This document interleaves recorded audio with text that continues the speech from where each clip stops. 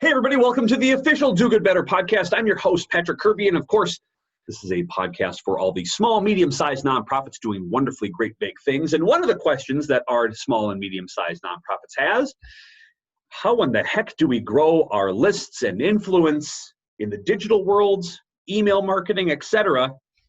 I don't have all the answers, so I bring in guest experts like my guest today. Steven Aguiar, he is the founder of BlueWing, and they are a nonprofit growth marketing agency.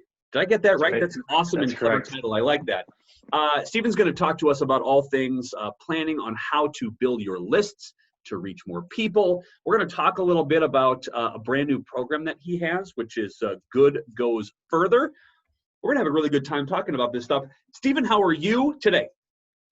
Very good, Patrick. Thanks for having me on. It's election day, so I'm going to try and focus as much as possible on the conversation, and hopefully I put my best foot forward.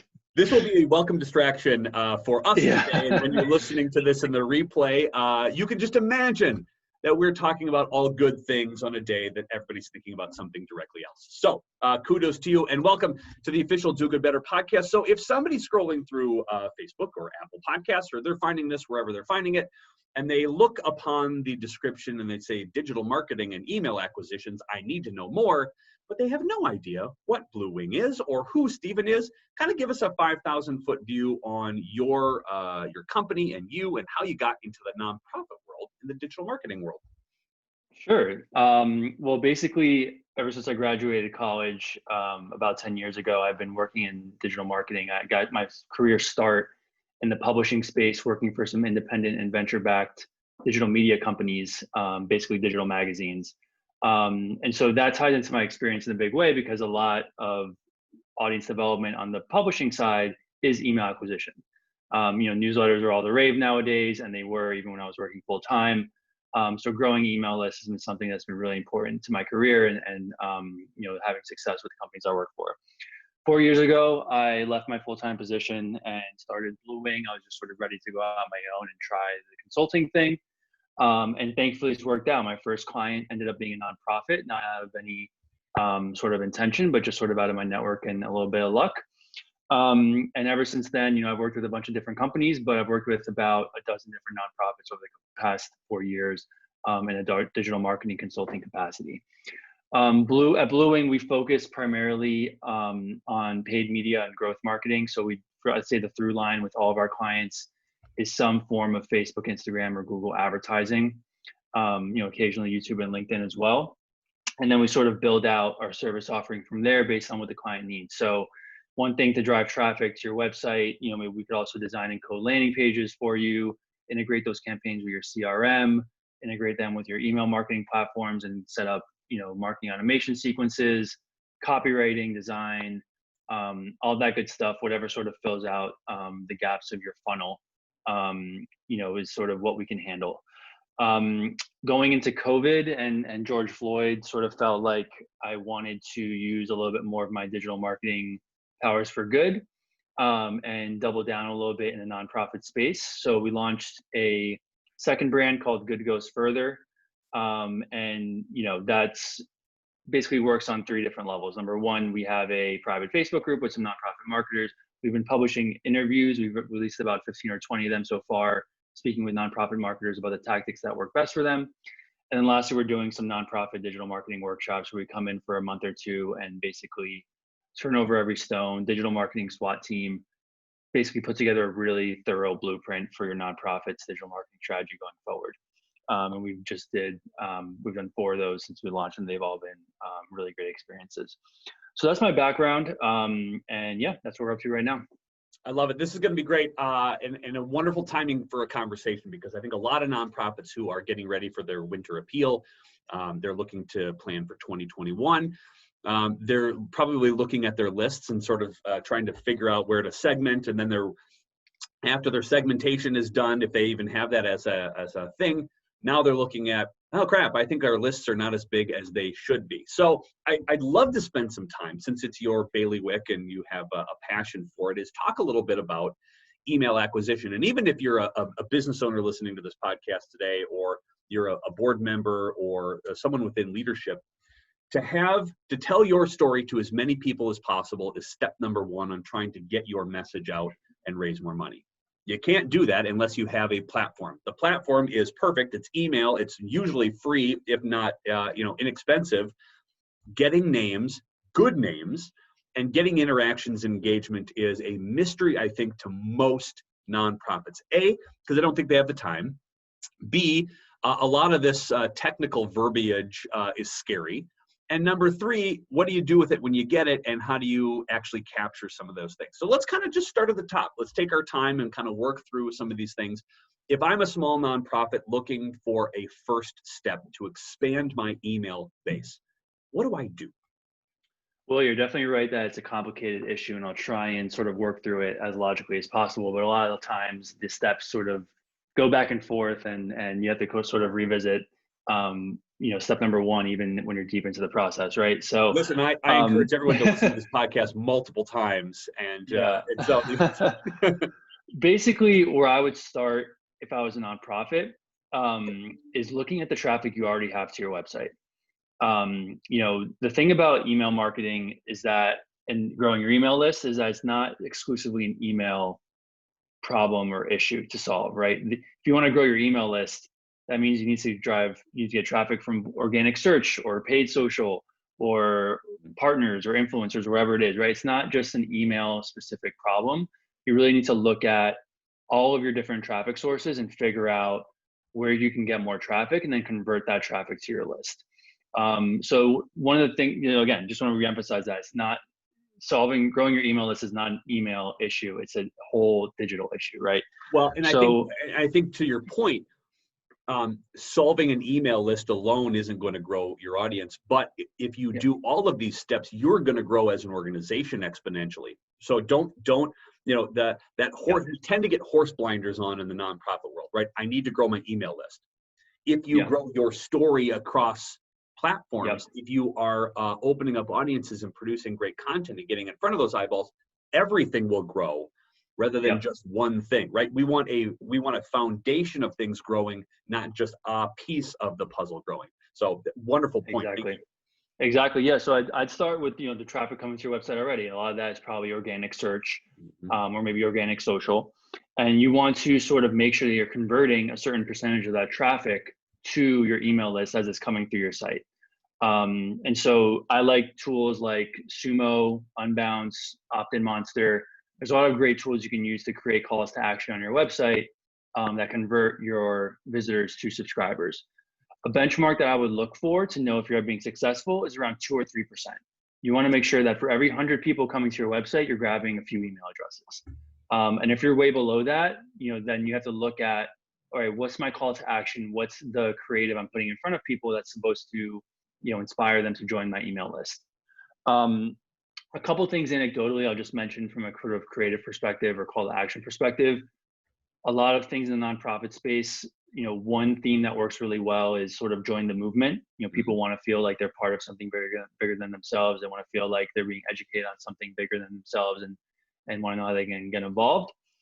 The other thing I'll mention is one thing that it's a little bit of a bummer, but a lot of sort of negative connotation calls to action work really well. Like instead of, you mentioned end of year coming up, a lot of calls to action that emphasize the work to be done and not necessarily the work that's been accomplished tend to work better. Can you, and sorry, because I think this is a really important point too, is because what you want to think about is not only acquisition, but then how they feel as if when they were acquired. So don't think of this as a necessarily like a negative. Your first impression is not negative. Your immediate follow-up is, this is what we've accomplished. So they feel good inside, but there's a call to action, right? So think of this as a storyline within your conversation. It's a moment in time where you're like, I need to grab somebody's attention. Okay, now that I have it, oh, and by the way, the amazing work we do because of this, this, and this is this, right? So it's not necessarily an all negative tactic. It is, but there are certain ways and certain verbiages that will, this, right? We're in the middle of a political season. God willing, we're at the end of the political season. But your head turns when something is like, what did they just say? So don't think of this as your holistic approach, but as you are testing, acquisition strategies. You can use this positive vibe, this like COVID has affected us, but we still want to maintain our programs and services, blah, blah, blah, right? Oh, no, COVID, click.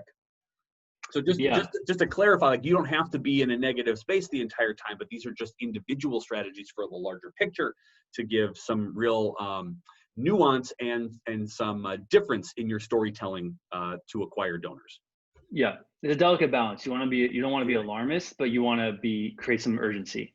There you go. I love that. And you want to get people feeling like, okay, I need to subscribe to this list because I need to know what's going on in XYZ niche or nonprofit space. So, awesome. And then like you mentioned, the A/B testing, that's really critical. And you can test a positive versus a negative connotation. You can test different sort of value propositions that your nonprofit has. It's really baked into these tools. You don't need to be a coder enabled in order to A/B test different calls to action on your website. It's really straightforward. So that's where I would start. I would look at, how can you convert the traffic already coming to your website into your email list? How can you A/B test different calls to action in terms of the value propositions and reasons for signing up for your newsletter that should be out there? Going out from there, there's another thing that I've seen work really well, and I'll talk a little bit about traffic sources or new traffic sources in a bit, is the petition route.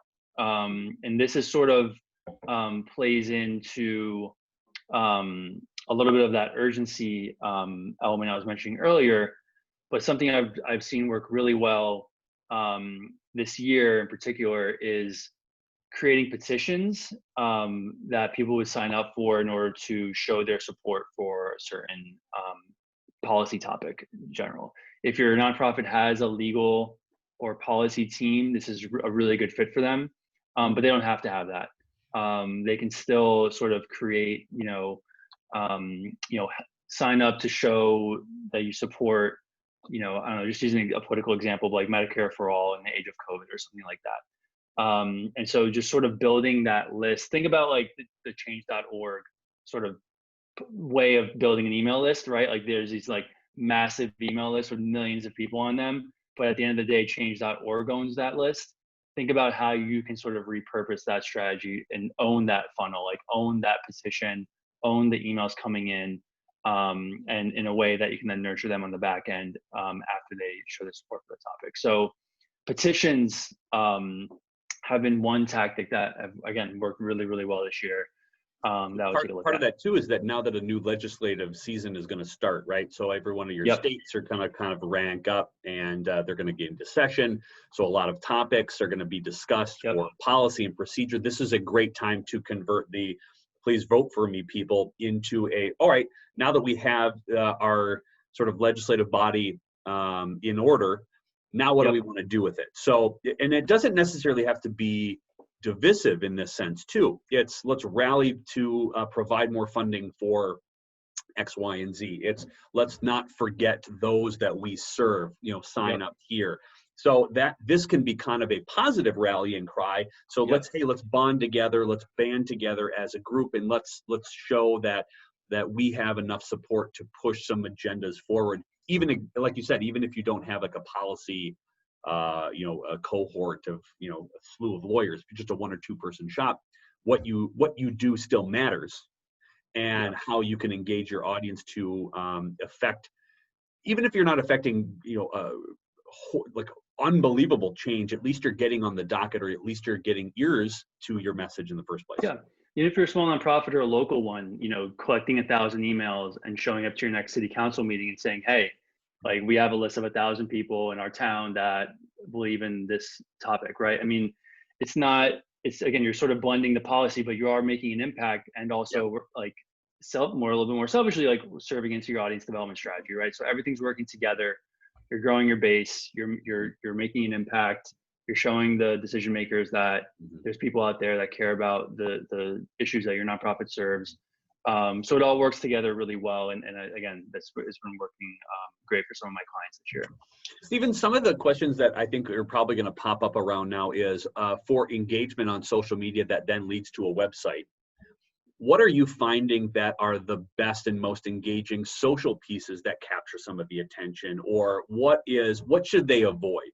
Maybe that's a better starting point, is what should you not be doing on social media that's going to either not be in front of people's eyeballs from an analytics standpoint, or that are just generally just poo-poo. Like, I think people look at their post and go like, why did that get 100 likes and why does that got 1? What is like, how do we? Yeah, I think two off the top of my head are sort of a little bit what I mentioned earlier of like, don't pat yourself too much on the back. I think nonprofits fall into a trap where like they talk so much about their accomplishments that it almost feels like the problem solved. And that way people don't really feel inspired to take action.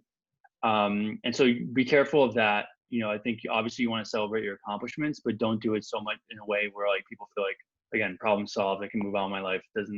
I don't need to be like, spend my time and attention and money supporting this issue.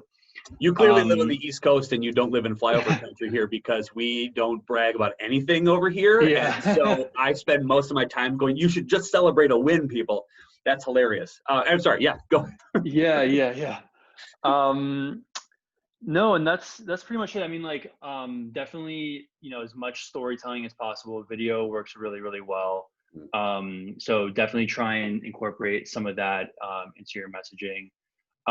But yeah, everyone's different. I'm not sure if there's any other like major traps to avoid. But yeah, that comes to mind. Just like sort of making people feel like the problem is solved. Like, don't think you want to make them feel that way. Well, and again, this goes back to your original point of testing, right? So make sure that you're producing different types of content, even if it's the same message. What's resonating with your followers on social media. Definitely. Speaking of which, on the followers side, if you're a small nonprofit kind of starting up, maybe you've got a couple hundred followers. What's a good strategy there to kind of provide a reason to follow or a reason to like the page in the first place? Yeah, I think, I actually just did an interview with a nonprofit marketer as part of the Good Goes Further series. And it kind of blends my background in publishing and this nonprofit consulting work I do really well. And she was talking about the success they've had covering news as a nonprofit, right? So like covering news is a great audience development strategy because you're publishing blogs on your website. People are searching for that on Google. Those topics are coming to your site, but also gives people a reason to follow you on social media. I have a client in the criminal justice reform space, and they covered the repeal of 50A in New York City, of the police transparency law. And it was the number one website, blog post on their number one blog post as far as traffic on their website of all time. 250,000 people read that article. And it was a couple of paragraphs covering a piece of breaking news. And so I think news, I really like that angle. I think it gives people, to answer your question, for a reason for people to follow you on social media, but also can be a great traffic driver to your website overall, even on the organic search side. So take a look at that. And then also, any sort of op-ed style, insightful hot takes work really, really well. Twitter threads and things like that.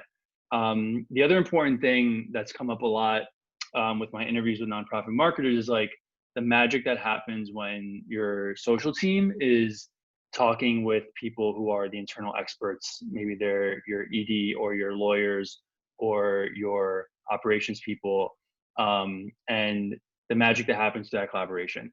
A lot of times, digital marketers are experts in digital marketing, but they're not necessarily experts in the topic that the nonprofit covers, right? But the people internally at the nonprofit are experts on those topics, but not experts in digital marketing, right? And I think a lot of times nonprofits, they think because they hire a social media person that the person has it covered, but you really, having your internal experts really communicate and share insights with the social team and say, here's what's going on in my world that's interesting. And I think, you guys can look at opportunities to share this with our social media audience are really, really important. To your point too, and again here, the Midwest, which is this, humble, nobody wants to know what I think. A lot of the leadership doesn't think they either have the time nor it's their place to sort of explain their expertise and why your organization is doing what you're doing. And I 100% agree. And if you're listening to this and you're trying to figure out, well, my CEO doesn't have any sort of real, is not savvy about social media. It doesn't matter. They're savvy about the organization, and they're savvy about what they do within the organization. That type of information is not disseminated on a regular basis. It might be in a newsletter. It might be in like a, hey, this is the CEO corner. But that's the only time that they get out in front of people to do either interviews or have opinions or share it. I think there's a scared, I'm scared to make a stance or have an opinion about something because this might have backlash on my donors situation, I think in some cases. But the other thing is they just don't share their expertise because either they're too busy or they think creating content is like writing War and Peace, right? Yeah. Content, and again, I want to hammer this home too, and maybe you can do this with me, which is creating content does not mean you need to do a 15-page blog post. Creating content just means you have to have something interesting or unique or connected to your mission that you can get to help out, sort of tell that story, right? Explain content. It doesn't have to be this way, right? I think people listen to my droney, like nasally droney voice, and I say this all the time. Let's have your voice talk about how you don't have to write 1.5 billion words for content. No, you don't. Yes. I think everybody has an HD camera in their pocket. Yep. And really a lot of times like a 2-minute video recording is all you need to have a great post. Yep. Right. And so no, not everything, not everything needs to be a 15-page article. And if you are doing that, great, because it's going to be great for your organic SEO. But outsource that to a copywriter who can do the research and do that for the purpose of driving organic search traffic. If you're trying to build a reach on social media, video content works really well, and it does not need to be time consuming. We're recording this podcast. It's going to take us a half an hour to knock it out, and it's going to be great for both of our channels. And we can transcribe it and turn it into a blog post and clip it up into different clips, and then share it 10 different times because there's a million different ways that we can get a lot of value out of this half an hour we're spending together, as far as even what we're doing here. So yeah, don't be intimidated. Don't think that it's a huge time suck. And especially if you have that internal partner, that person you've hired to help you with the process, they're going to be a great resource for you. So don't hold back. And yeah, just turn the camera on, see what happens. And again, don't hold back when it comes to sort of chiming in on what's going on in your space. A tweet takes a couple minutes to bang out, right? If there's a piece of news that you have an opinion on, people care about that because that's why they follow you in the first place, right? They want to know what's going on in your space. So yeah, don't hold back. It's not that hard. Brilliant. I love it. Let's circle back to good goes further. This is something that's very unique in the space, and you've kind of sort of danced around how awesome this is. And let's dive into it because you are not only collecting experts within the marketing field and of nonprofit to get some opinions and sort of provide value. You've got a sort of a closed Facebook group that is sort of talking about that as well. But you're also taking on projects to ramp up or help with the digital marketing strategies of a handful of nonprofits. This give back kind of thing is great. Give us an example of a group that you worked with and their start and finished product as far as you working with them, and what inspired you to work with them? Did you just choose them out of the blue? How does that work? And how do people get involved with you to start all this? Yeah, so we've done, and sorry, I just my headphones are dying, so I just switched to my speaker, but if my voice changes. Yeah, so we've done 4 of these nonprofit marketing workshops, and we've done them with people in a lot of different spaces, everything from 2-person nonprofits all the way to people who are in the criminal justice reform space that have come into a lot of money and are looking to scale up, global nonprofits, local ones.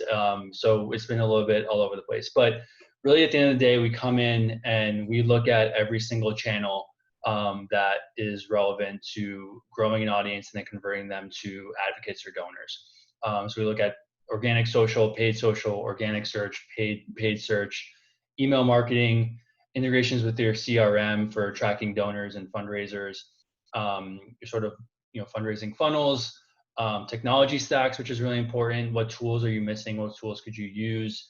Personas, things like that. So basically we're coming in and the final product is basically 1 to 2 months of work, going back and forth and pulling together a digital marketing blueprint that sort of sets you up with a plan moving forward. In some cases, we have been working with the nonprofits after the blueprint session is done. In others, we're totally happy, and this is actually the original model, is to bring in our team of freelancers and refer them directly to the nonprofits. We don't need to sort of be a middleman. If at the end of the day, all your nonprofit needs is a paid media manager or a designer or a copywriter or someone to help with the technology, we can help with that obviously, but if you're a nonprofit and you're cost sensitive, we can refer you to great talent that we use at our agency to serve our clients, but we don't have to be in the middle. So it's really cost effective. And really we want to just help staff you up in a really lean and flexible way so that you can actually execute on a plan that we pull together. And again, doesn't necessarily have to be with us. So yeah, the process has been great. We've seen a lot of nonprofits take what we've recommended and execute it successfully. Things like these petition strategies, different paid advertising campaigns, things like that we recommended. New, welcome series for their email, new technology, new CRM that they should set up. We've seen them take this and our recommendations and act on them, and we've helped hold their hand throughout that process. And it's been great. Fantastic. How do people get a hold of you to get a hold of the Good Goes Further group? Yeah, just go to goodgoesfurther.com. There's a contact form on the website, which goes right to my inbox. So I'll get back to you ASAP. There's also a form on the website to join the private Facebook group, which if you put in your information, you'll get an email with the link to it. And then if you go to the website or just search on social media for us, you can find all of our interviews with nonprofit marketers, where again, we've published, I think, almost 20 of them, where they share all the tactics that have worked best for their nonprofit. So there's like a wealth of information there as far as if you're just thinking, I could use some fresh ideas, some fresh tactics that are working well for other people. Just check out our social media accounts and watch some of the videos. There's some great stuff on there. Outstanding. We'll drop all of those links in the show notes as well. And of course, pay attention to what Steven and his team are doing as far as leading you to a website, acquiring an email, sending out an email, engaging with them. While you're going through the process of joining this crew, watch the process from a different perspective of what he and his team are doing to bring you into the fold that you can then replicate for your small nonprofit on how that engagement works. He will literally be teaching you this while you sign up for his groups, and then you can just pay attention and then get that new perspective. I think that's wonderful. And I think it's so needed in the nonprofit world, is having different people from different views and different backgrounds, giving them perspective on either what they're doing from a marketing or storytelling or engagement piece. Steven, you have been a wonderful guest on the official Do Good Better podcast. This is going to help, I think, a lot of people with a really overall strategy to engage audiences that will eventually lead to a delightful email list increase. And I love the fact that you said 2 to 3% conversion rate. I think a lot of people think they need to have a 50% conversion rate and they're going to be stellar, and anything less than that's terrible. 2-3%, I think we can manage that. Yeah, it's doable. I think anyone can pull it off. You guys got it. I absolutely love it. All right, Steven, thank you so much. BlueWing or Good Goes Further. You can go and click on the things below. Steven, thank you so much for being a guest on the official Do Good Better podcast. Thank you, Patrick.